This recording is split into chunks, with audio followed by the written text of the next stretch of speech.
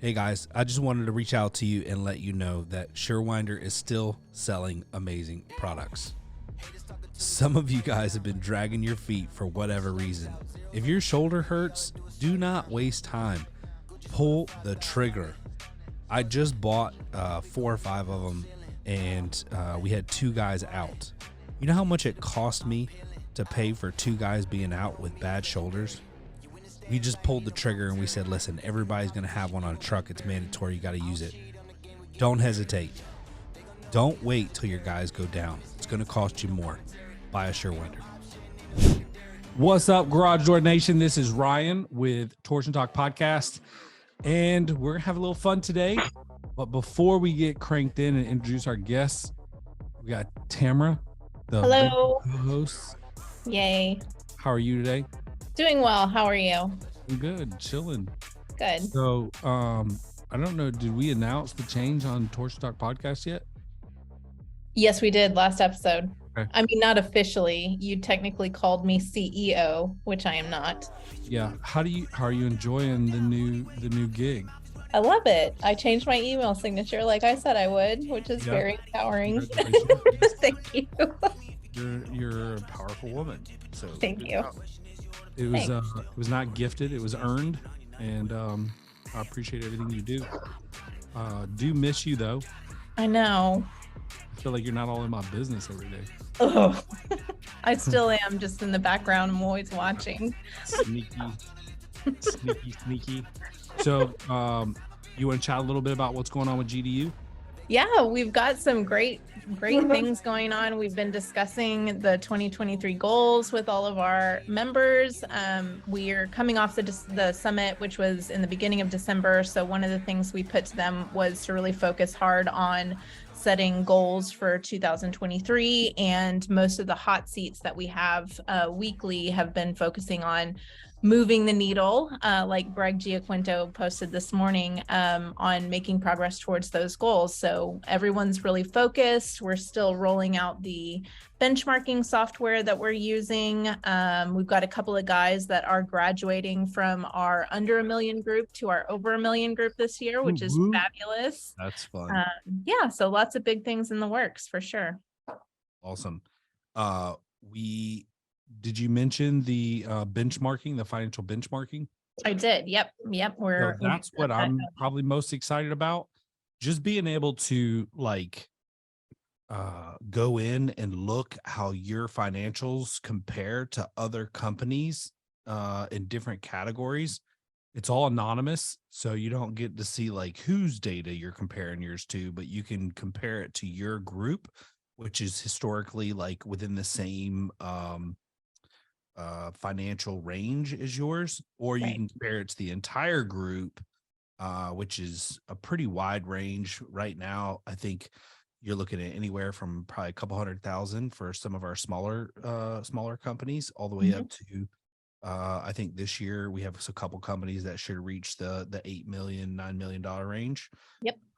So we are trying to generate a new group, which would be our diamond group, which would be more of our high rollers. And so speaking of high rollers though, I got this guy on this podcast today, and I'm super jacked. This dude is one of my favorite people in the industry. Super humble. I think he pretends he doesn't know and still stays engaged when he does know. But he came out to GDU Summit, and I know a lot of people learned a lot from him, and he still acted humble and asked questions. And I was just so impressed. He runs a rather large company, and he's got his hands in a couple different things. And so I'm super excited to introduce you guys to Jake Wold. Man, I was waiting for another picture to pop up on the screen. I was like, I didn't know this was a joint podcast. That's you, bro. Kind words. Thank you guys. You deserve them. You're it's an honor to have met you and know you. And we have something in common. I grew up a Raiders fan, and you're a diehard. I see you go to the games and stuff. You're diehard. I am. It's the first time I saw you was at the vertical track, and I knew you had a little bit of Oakland swag, even though you're not from Oakland. Yeah. I just knew you had some Oakland swag. So I'll tell you a cool story. Did I tell you my story when I was out in Oakland when I was a teenager? You did, but I want to hear it again because it's too Lord. good. I want to make sure everyone else knows about it. Yeah. So as a teenager, I was a little bit of a wreck, right? So one of my best friends was from Oakland, California. His name was Shannon. And he was living in Oakland at the time. He had just moved from Atlanta back to Oakland, and he was like, hey guys, come out here. So me and a friend of mine flew out to Oakland, California to spend a couple of days. We were also potentially looking for new hookups. So we're all hanging out, and we're at this house. I don't know where this house was at. I don't know. I just remember there being like a big tree. And just passing a joint around, like no big deal, right? Like whatever. It's just a joint. It's California. It's California. It's normal. So I hit it, of course. I was a champion of weed back then. So shortly after hitting it, I started feeling really weird. And later found out that I was tripping and that I had smoked weed with embalming fluid on it. Like, who puts embalming fluid? Like formaldehyde? Like dead people. What the heck? I think a long time ago, the weed was so bad that they had to supplement it with something. So a fluid used to keep bodies, dead bodies fresh, probably seemed like a good idea at the time. Dude, I think the reason I remember that tree is because I may have been hugging it later. I'm not sure, but it was a very weird experience, and not one that I like thoroughly enjoyed. So usually I like to learn about those things ahead of time, but we went to like San Francisco, went to all the clubs. It was weird too, because like back then my buddy was like, I was like, what are all those whistles? Like, why are people blowing whistles? And he's like, dude, that's what the gay people do. And I'm like, what is that? Why do gay people blow whistles? He's like, because people try to beat them up. And what they'll do is they'll blow a whistle and all their gay friends come running, and then they'll jump the people who tried to fight them or whatever. I don't know. Most people don't realize that that's what the origin of the Too Short song "Blow the Whistle" is. Is it really? No, it's not. Oh. I don't think it is. But I did see. I don't know if he was telling me the truth or not, but that was what he told me. I did see one of the great things. I went to the Vegas the Niner game, and during the halftime show, Ice Cube and Too Short performed. They're the best, dude. It was so good. Too Short's from there. I got to see a school that he went to while we were cruising around Oakland, so that was pretty cool. Yeah, it was. It was right in our section to the stage right behind us, and I'm like, even if the Raiders lose, which they did at the last second, it was still a great experience. My kids getting to see Too Short, and me trying to cover my 4-year-old's ears. Yeah. I probably swear more than Too Short or Ice Cube. Dude, I still listen to Too Short, bro. I'm on a Too Short kick right now. I'm in this 90s, 2000s hip hop stage, and bro, it'll never go away. That was the greatest era of like rap music ever. I agree. And next week, like the whole gang. Yeah, next week it'll be probably like Slayer, and the week after that will be Coldplay. Yeah. But going back, talking about, weed in California, a lot of people smoke weed in California. And I used to as I don't want to say a kid, as a young adult and as a kid, but I can't do it anymore. I don't know if it's so strong, but if I get high, I'll sit there and I'll trip. I'll analyze where the company is and where we could be and my kids and, I'm itching somewhere. I might have a tumor and I'm alive. And I look down at my hands and I'm tumor. You're like super paranoid. You're smoking the wrong weed though, dude. So like, there's two different main types of weed. one has like, and people respond differently, but like one creates like a head height and the other one creates like a body I height. know sativa and indica, Yeah. and they both put Both me of them do that to you? there's a threshold, and it's once I pass that, I go from 0 to analyzing life. That's usually like the third blunt, or you've just been hitting the bong all day long. Y'all, I Yeah, don't know if this probably. is the conversation that we were meant to have Oh, this is this morning. not? Well, I mean, it's like educational because we're learning, like our employees could be Wrong, smoking, yeah. so, yeah, I mean, this is good. This is good stuff. All right. Ryan has a lot of podcasts. This was they're blending right now. I'm on the wrong one. Joe Rogan. Yeah. I know, I was about to say, Jake this is some thinks he's Joe on Rogan. Joe Rogan. stuff. So unfortunately, we're not sitting here blazing up talking about aliens and whatever else, which for whatever reason I find like extremely intriguing, listening to Joe Rogan get high and talk about aliens. Me too. It's fascinating. Yeah. Fascinating. I love it. All right, so let's talk about Right Way. Right Way's been around how long? I always say longer than I've been alive, since 1980.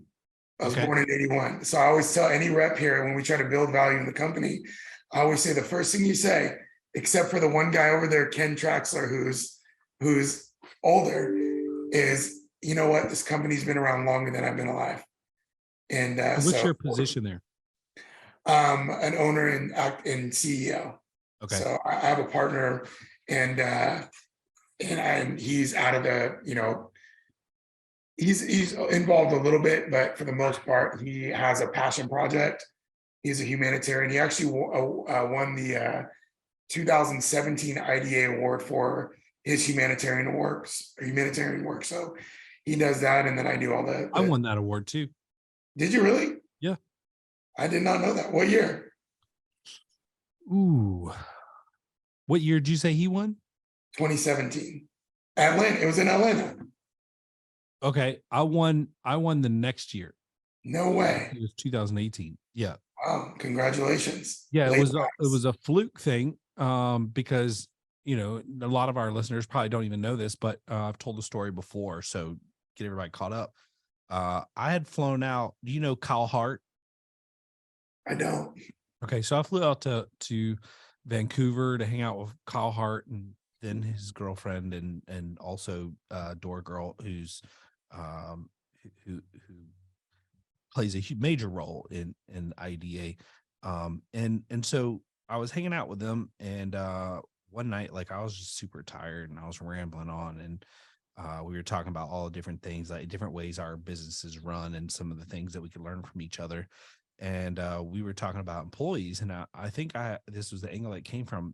I was like, we do a really good job of like trying to help our employees find gratitude. And one of the ways that we do that is we allow them to choose one customer a month to do a free service or like something at cost. And so this would be like someone who just needs a break. It doesn't necessarily have to be financial. It could be someone who lives in a $3 million house, and maybe they just got divorced and the woman's really distraught or the man's really distraught, and you just want to like show them that we care.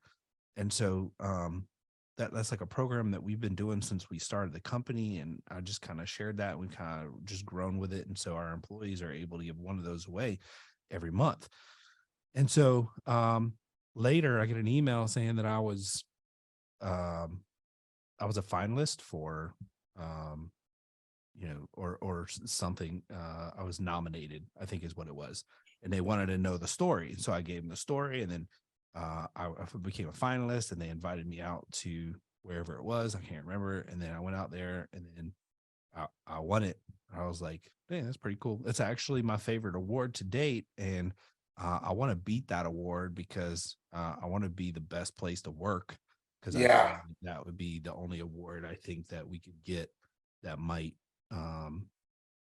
be better than that. That's awesome, and congratulations. I did not know that. Yeah. Cool. So Right Way was RW, which I believe is probably abbreviation for someone's name, right?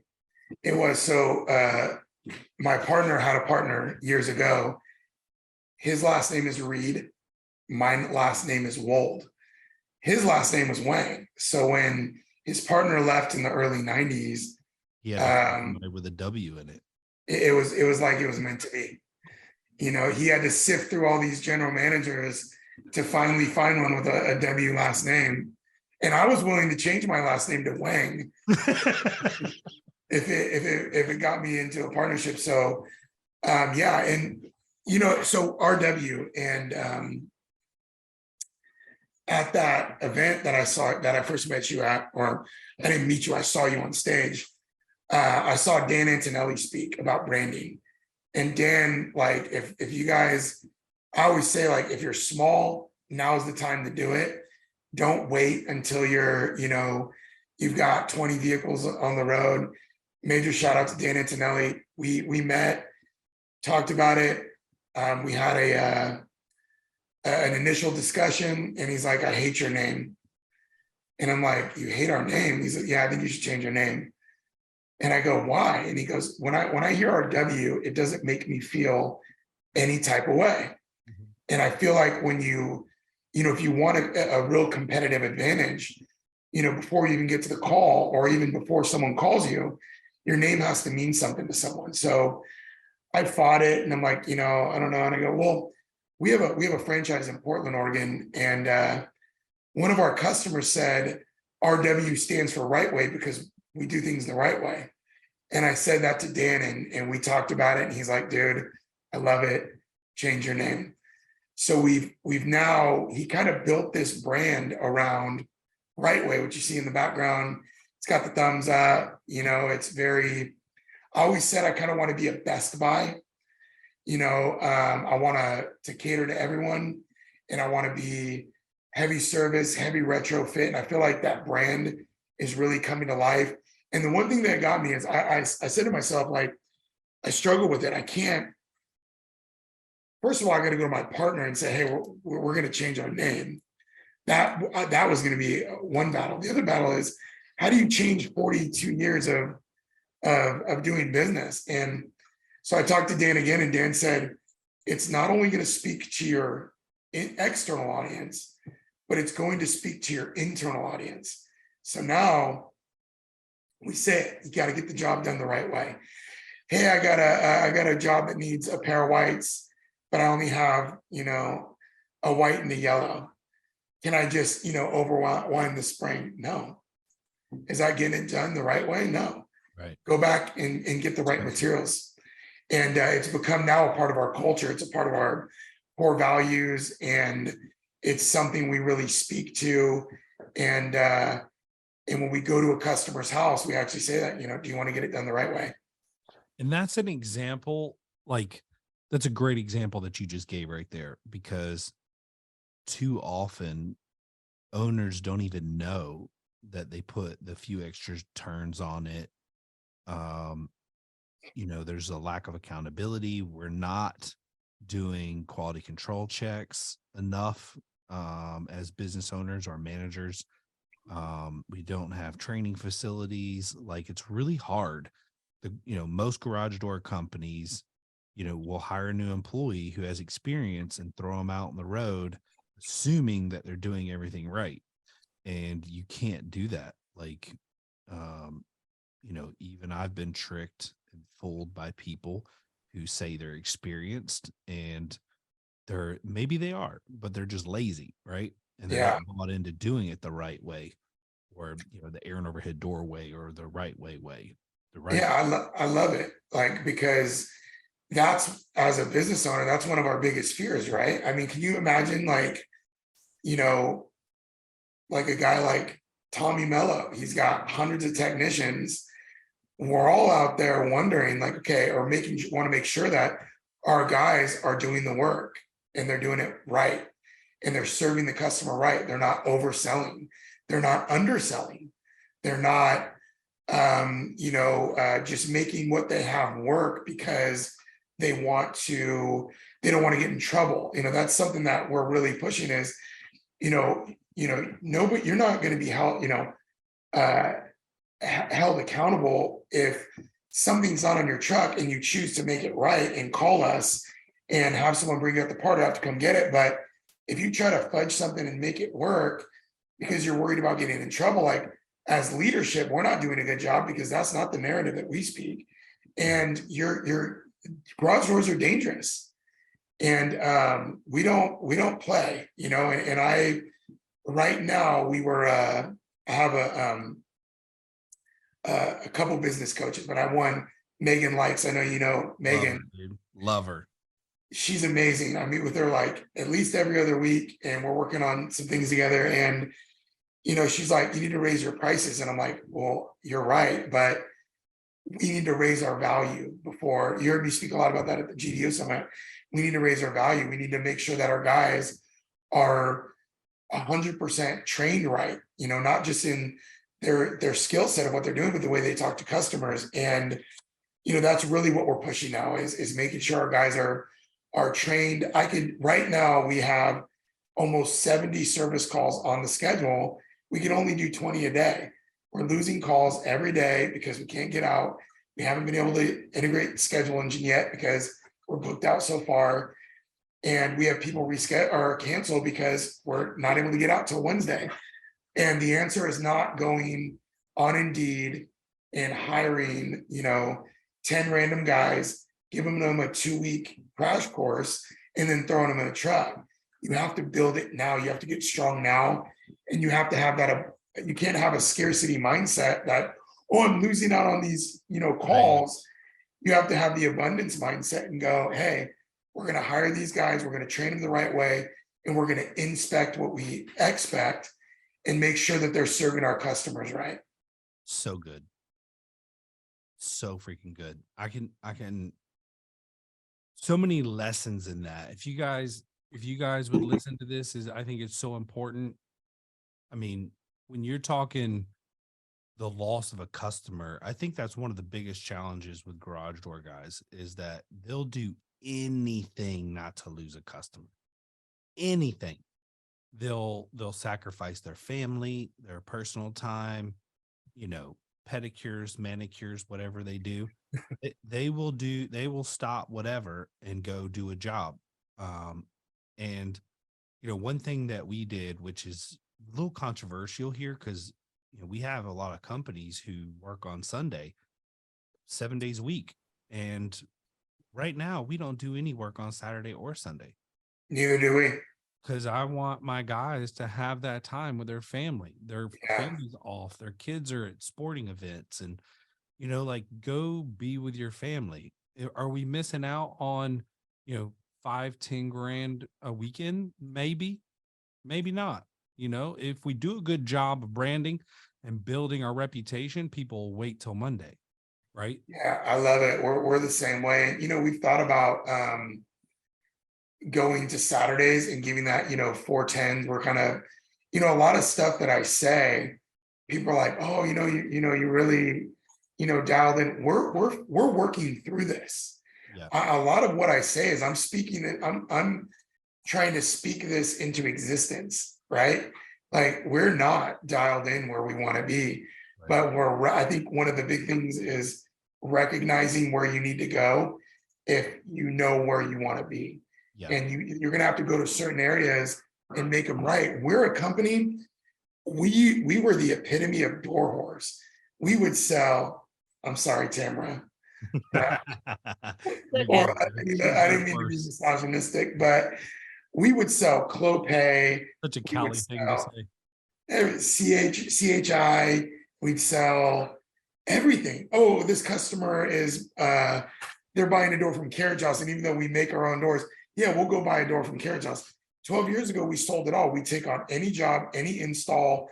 It didn't matter. We were chasing dollars. And that probably one of the biggest things for me was the most growth that in the area that I needed is you can't go after everything. You have to do what's right for, you know, your team so they can do what's right for your customer. And the result is RW, right? Like, you can never put Aaron's overhead door first. You can't even put your customers first. You put your team first. They put your customers first. And whatever's left, if that's going well, then we succeed. if your team is not treating your customers right, Aaron's overhead door will fail. And I think that's been one of our biggest transitions is, we know, we could be do a lot more revenue than we do if we didn't turn down jobs. So, if we worked every Saturday, every Sunday, and we had our guys working 6 days a week, but I don't know how sustainable that is. And, you're really this advocate for culture. And I think with, I'm 41, I think a lot of, the guys that are working for us now in their early 20s, like culture is important to them. For me, it never was. I could show up to work, people could be disgruntled, things could be in chaos, and I didn't care 15 years ago. The workforce now cares. They want to work in a positive environment. They don't want to, live to work. They want to, work to live. And we have to adapt if we want to continue to grow and recruit, these guys and say, hey, this isn't blue collar work. This is work where you get to have a great time. You get to talk to people, you get to work with customers, and you get to showcase the skill set. It's not like grunt work. And this is something that's ongoing and what we're working towards. Bro, just dropping dimes, dude. I know, I'm taking so many notes. Yeah. So I know you think that this isn't good stuff, but this is good stuff. And the way, what I think it's what's great about it is the way you articulate it. Like, I feel like you're a phenomenal teacher and speaker. Just the way you explain things, it makes it feel like I am receiving it really well. Consistency in everything, including price, reliability, quality, not just quality, but great quality control. These are things that describe Somer USA. Somer's not some startup company, not one that you need to be worried about going out of business in the near future. Somer and their family of businesses are $200 million companies. They're in over 100 countries, and they have locations in 20 countries. This is a large organization who stands behind their product and works through integrity. And there's not another company out there willing to drop what they're doing and help you out like Somer.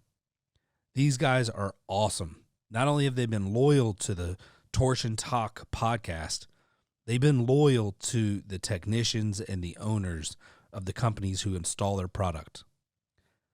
In my opinion, if you're not at least offering Somer as an additional option, you're cheating yourself. Listen, first-time dealers, I've got a special for you. If you buy 10 or more Somers between now and the end of the season 6, while supplies last, we will offer you free shipping. You have no more excuses. The prices are great. The product is amazing. Go check out Somer USA and order 10 for free shipping. We've had quite a few people come here and they'll go out with our guys or whatever, and they're from other companies in other states, and they'll say something like, man, I don't know how you get these prices. We could never get those prices where I'm at. And I'm like, you're lying, because everyone told me I couldn't get these prices here in Atlanta because you said door whore. Like, this is door whore world capital right here, Atlanta, Georgia. Like, there probably isn't much more. Maybe Dallas. I don't know. Los Angeles might be a little bit, but like Atlanta, everyone's shooting to the bottom. There's 600 garage door dealers in the metro Atlanta area. Jeez. 530 of them are 2 to 3 people max. And they are just all at the docks at all the DCs, because there's like 10 of them here. And, they just want to put a steak on the plate at night that day. And if they don't sell a door or they don't do repairs that day, they don't get a steak. So they're mad. So they just need to be able to get the steak. And so if you create a system and process, and what I like to tell people, I tell my team all the time is, the spring change, you can get that price if when the customer does the search, they see the reviews, They go to your website and they see good messaging and, I call them social cues and trust cues on the website. And it feels like you're capable and that you've displayed well-groomed people who are certified and capable on the website. You got good information. And then when you call, the girl answering the phone is professional and happy and enjoys her job and does a good job with listening and finding the solution and scheduling the appointment. Then you get the confirmation text with the information that you need. Then you get the reminder the day before. And when our technicians like have a good day, I'm like, dude, you're welcome. Go tell Bree or, thank you. Go tell Chad in the warehouse, thank you. Go tell Josh, thank you, the general manager. Because here's the thing. It wasn't just you. You got the end result, but we set you up so nicely for it that your job is as easy as we could possibly make it. I've had so many people come here from other companies be like, dude, I don't know how you do it, but you got the best customers in the country. Like, I've never walked in with people that are just willing to spend an abundance amount of money, get their door fixed or have a new door. And it's not that it's like outrageously more expensive. It's just they're used to getting grinded down by everybody, bottom dollared, right? And my customers appreciate the experience and are willing to pay for it. You just said something that was awesome, because you could have a spring change. If I let's say I don't know anything about let's say I don't know anything about garage doors. I call John's overhead door, and I call John, and John doesn't pick up the phone on his first call. When I first call him, he calls me back 2 hours later and says, "Hey, did someone call my phone?" And I said, "Yeah, this is Jake. I'm looking for a spring change." And he says, "Cool, yeah, I could come do that for $400." And I'm going like, okay. He's like, "But I'll come out and check it out first." John shows up in an unmarked truck. Maybe there's an old magnet. He knocks on my door. He smells, he's got food all over himself, grease. Walk him in. Already as a customer, I don't feel very comfortable. I go into the garage and John says, "Yeah, broken spring, $400. And I'm going like, you know what? Let me call you back. Because $400 to me, I'm like, man, that's a lot of money. Mm-hmm. So then I go, because I don't know how much a spring costs, right? Yeah. So then I call Aaron's overhead door, and they pick up the phone right away. And the person is, I say, "Hey, I have a broken spring." And the first thing they say is, I'm sorry. that sounds like you're going through a rough time. Please know that we're going to be able to get out there and we're going to be able to take care of the problem. And because this experience is so great, I'm not even asking about price or even talking about it. I get this scheduled. I already know $400 is my benchmark. You come out to my house, you show up, and you knock on the door. I already got the text. I know who my technician is. Comes around. He doesn't even acknowledge the broken spring. He spends the time going through the garage, looking at everything. And then he says, "Hey, Jake, he's using my name, looks good, speaks well, explains everything in a manner." And he gives me like 4 options. One's 3,000, one's, 2,000, one's 1,200, and one's 900. I feel very good about making that decision, because now I feel like I'm getting more value. Mm-hmm. Now it's not about the dollar, it's about how much value Aaron's overhead door created. Right. And I think trust. It's trust. It's value and trust. So when price is subjective, right? That's expensive. Well, if I saw a brand new Lamborghini for $100,000, I would know that's a screaming deal, because Lamborghinis cost $300,000. I feel like if I bought that car, I would get a ton of value because it's underpriced and I know I can flip it and sell it. In the garage door industry, it's not about price. It's about the value we deliver. And one of Rightway's biggest struggles right now is delivering the amount of value that translates to the price we're charging. Right now, I feel like we're providing a little bit more value. We give a 2-year warranty on our retrofit installs. We're able to come out, within a couple of days. We have salespeople doing the door designer, giving the right presentation. We have trained installers coming out. We're doing the conference techs before. We're getting good reviews. So that's my gauge, right? We're getting a lot of 5-star reviews. So I feel right now we're delivering the right amount of value. Well, I want to increase our prices by 25%. So that means I need to deliver 30% more value. This is really what I believe. So that means I need to integrate. I need to have same day scheduling. I need to have guys looking tighter. I need these wrapped vans pulling up with all of our, where the customer can walk in the back, pick their door. And I feel very good about charging 25% more. And I took all that. Hey, I need to talk to my husband. I need to talk to my wife. I need to think about it, because we've already provided an experience where we've walked them through, we've consulted, and they're able to choose the right door, and they're not calling anyone else. So that's what we're building towards, is creating that value. That's excellent. I love it. It's so good. I'm moving to California. No, Joseph Roberts, I love what he said. He got up there and first of all, GDU, that summit was awesome. And Thomas Keenan, he said something that was really amazing. He goes, he broke down the visionary and integrator. And we were in a room with like 40 business owners. And what I realized, dude, is being a visionary is not that special, right? You gotta be, right. And this is my ADD moment. I got ADD really bad.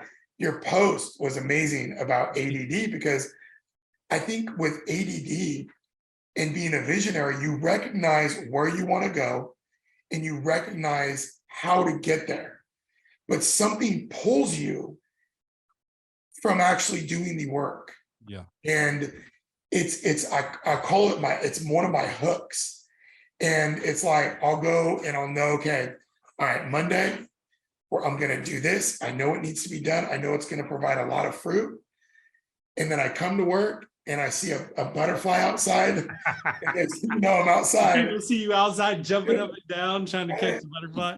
And then I'm in my office, I see a shiny ball going down the hallway, and I'm chasing the shiny ball. You get a notification on YouTube, Raiders highlight video.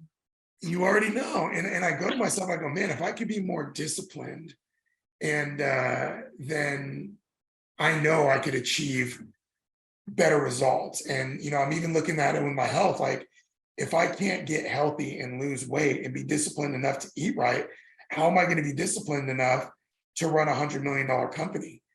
And, that's one of my struggles. I think I talked to you about that months ago. And that's something I'm working on. I think your health, and Tamara, I'll give you a shout out. I saw all the strides you made. That's huge. That's a big deal. If you're disciplined enough to get healthy, what does that look like to translate in your career or in your business? I think they go hand in hand. Yeah, I agree. 100%. So you have an announcement to make. I'm going to shift gears a little bit, because you've dropped so many dimes. I think people's heads are exploding. So we can shift and bring you on another day, so people don't die from all the excitement. You too, guys. So you and I kind of chat a little bit about a little project you're working on. So you want to share a little bit about that and how it's going to kind of change the industry a little bit? I'm very excited to announce that a company that I've been involved with now for about 6 months, they're a surfacing company. So think like DuPont. They have this proprietary application where they spray copper and zinc and metals on surfaces and do these cool, intricate designs.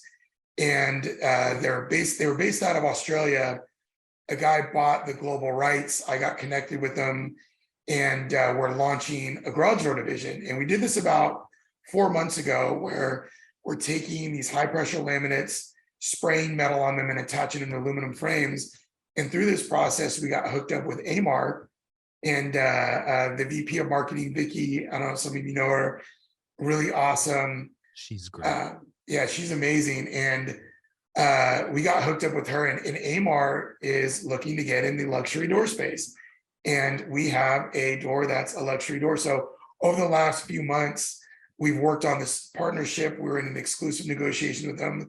And just yesterday, and this is before Tamara even asked me for a favor to come on the podcast, We officially signed the agreement. I signed it yesterday, and we're launching this new product line with Amar, featuring axolotl surfaces. So it's huge. Go to axolotlglobal.com. It's AXOLOTL,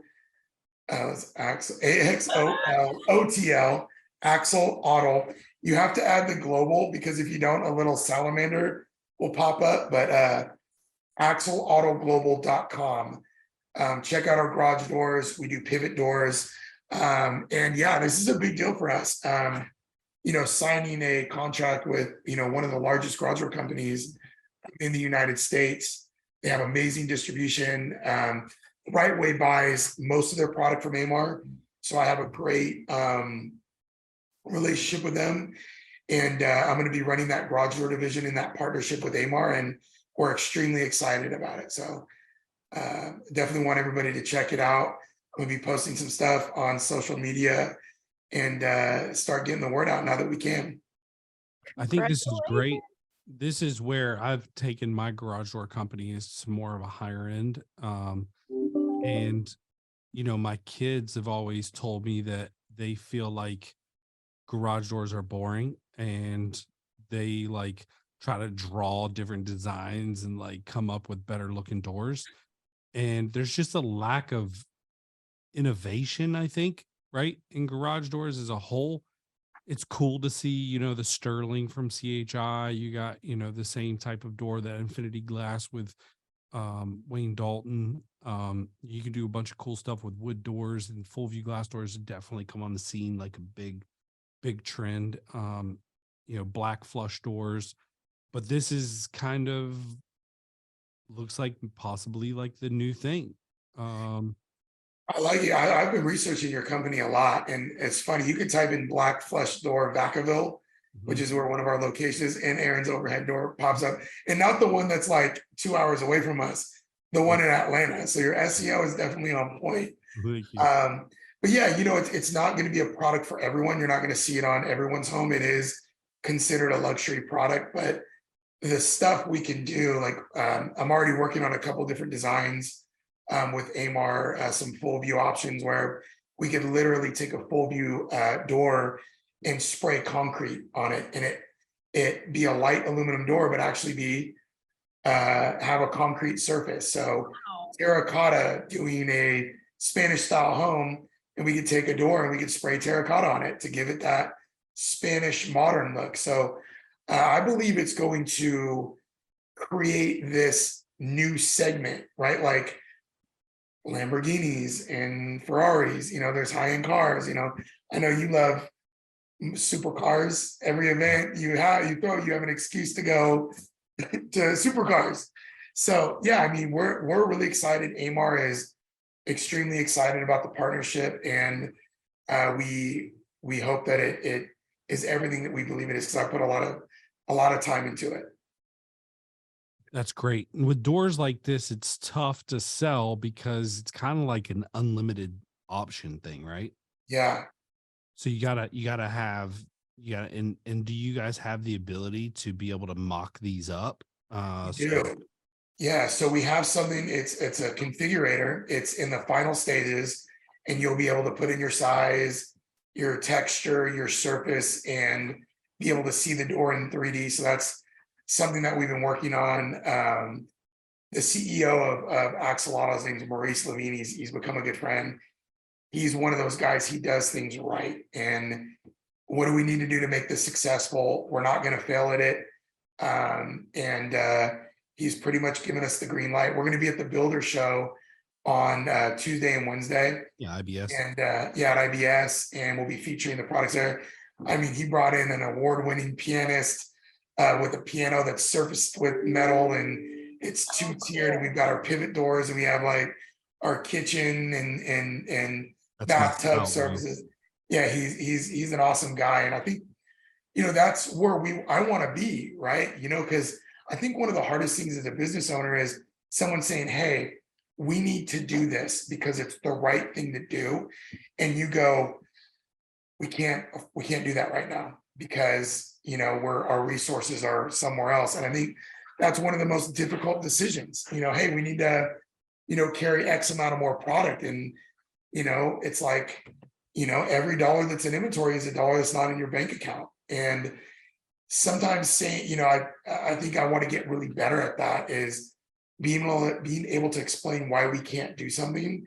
But also, okay, well, how can we achieve what you're looking to do in a different and attack from a different way, and it still work? And I think that's just another struggle that I'm trying to make work, because you see things that are wrong, but they're not on the priority to fix. But man, if you just fix them, you would accelerate growth.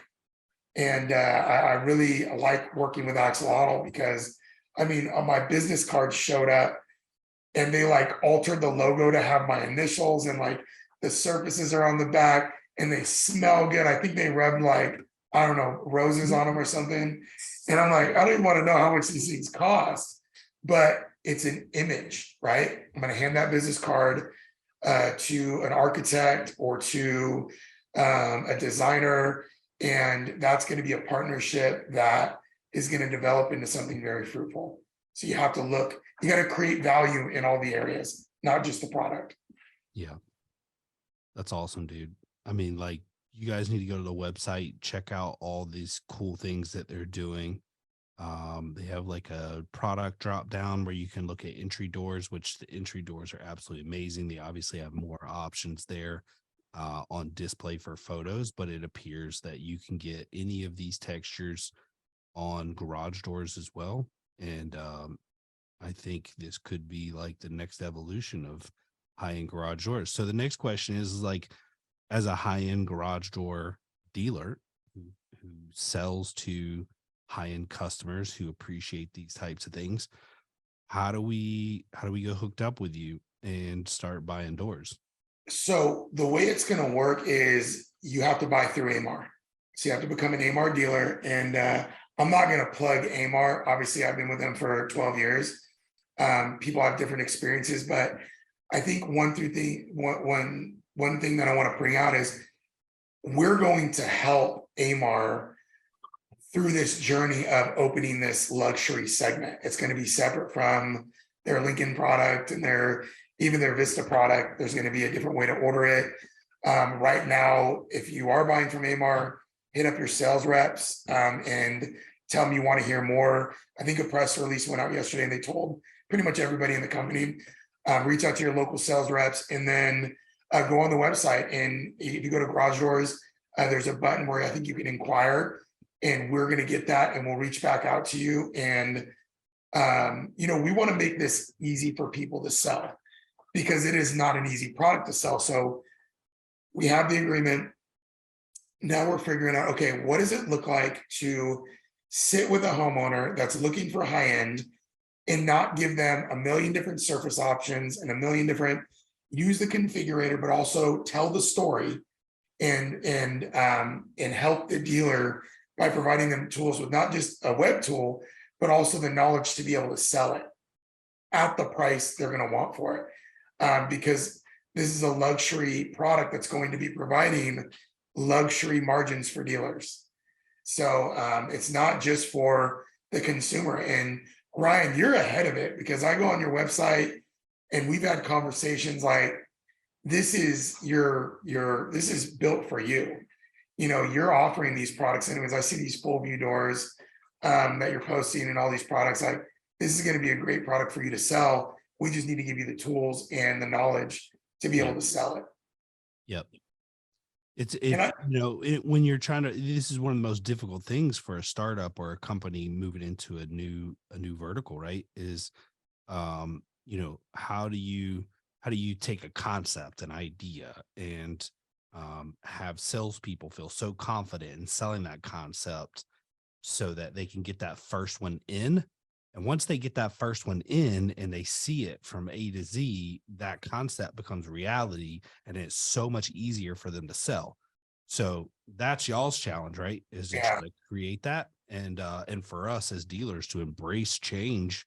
And for me, like, I'm loving this stuff. Like, we work a lot with interior designers, and they're going to eat this up. Oh, they're going to love it. And it's a new, not only is it a new product with a new partnership, it's a new space, right? We have to create the market for it. And there's a lot of Atlanta, I've seen there's a lot of high-end areas in Atlanta. There's these pockets, right? There's high-end areas in Texas, Park City, Utah, all over the country, especially with, people not having to go to the office every day. People are moving all over the United States. So we think it's for everyone. I want to rewind real quick back to the GDU Summit. And just, Tamara was awesome, so accommodating. It was a really great event. I met there's business owners from small, large. I really enjoyed it a lot. It was probably one of the best. I think the GDU Summit and the first vertical track, where it was like so much energy and just crazy, like those are two, and I've been to probably over 100 events, probably two of the best events I've been doing. And Joseph Roberts said something that was really awesome. He said, your gross profit is a target for no matter where you're at, really, right? Like when you're building a business, your gross profit based on, what you're charging is going to be the same. If you have a target of 20% or 10% EBITDA or whatever it is, you're going to have to charge accordingly. And it really opened my eyes to seeing that whether you're in San Francisco or you're in Austin, Texas, or you're in Boise, Idaho, the price is the price. You might have to deliver more value because, the homes are less or whatever it is. But if your target is, to succeed and make money and have a really, what I would call not just profitable, but healthy business where it's putting money in the bottom line, you're able to pay your team right, you're able to expand, then you got to charge what you charge. And you just got to spend the time building the value. And he did a really good job of breaking down gross profit, gross margins, revenue, everything in a way that I haven't seen a lot of people do it. There's a guy his name's Tyson Freeman, and he's a VP of customer success at Service Titan. And we work with them. They have an advisory services where it's kind of like an a la carte. You can work with them on Service Titan on some things. And we've hired him to like do budgets for us and things. And he explained it really well too, right? Like it's not about marking up product and saying, okay, I'm going to take this $100 and charge double or 2.5. It's what is my overhead, breaking down the overhead per month, per day, how much overhead is each technician going to have to cover per hour, and then adding my gross profit target on top of it. So it's seems complex, but I really enjoy seeing guys preach to do things the right way and not just I'm going to double my price or triple my price. It's no, I'm going to be very strategic and in my pricing and make sure that if I'm going to build this formula and it's going to translate into success, and if it doesn't translate into success, I'm not working the formula. The formula is still right. I've already determined it. I'm missing the mark somewhere. Right. So I got a lot of knowledge from your summit, and I look forward to the next one. Thank you, bro. That's huge, dude. It makes me feel good. Tamara did do an amazing job. So thank you, Tamara, again. I don't smoke at events usually. I mean, I'm sorry, that's usually when I do smoke. It's like, do you need anything? I said, can you find me a cigarette? And she found me a cigarette and a lighter within 5 minutes. I'm resourceful. You are. I appreciate you. This is good. Well, bro, thank you so much for coming on the show. Huge announcement. I'm really excited about the high-end stuff. I'd love to get some samples. I don't know if that's a thing or not, but got them. I got boxes behind me, so I'll get you hooked up with your local rep, and I'll make sure you get some samples because I know that you're going to be our top dog. Yeah, I'll put them in my showroom, especially our new one in Buckhead, where it's like that. Those would do very well there. Beautiful. So I appreciate the invite. Thank you so much, Jake. I couldn't say no to you. Oh. I really like how you asked me for a favor, and not just so. But no, I had a lot of fun, and it's always great talking to you, Ryan. Same feelings, the same. Go Raiders, and thanks for coming on the show, bro. All right, thanks, guys. Have a good one.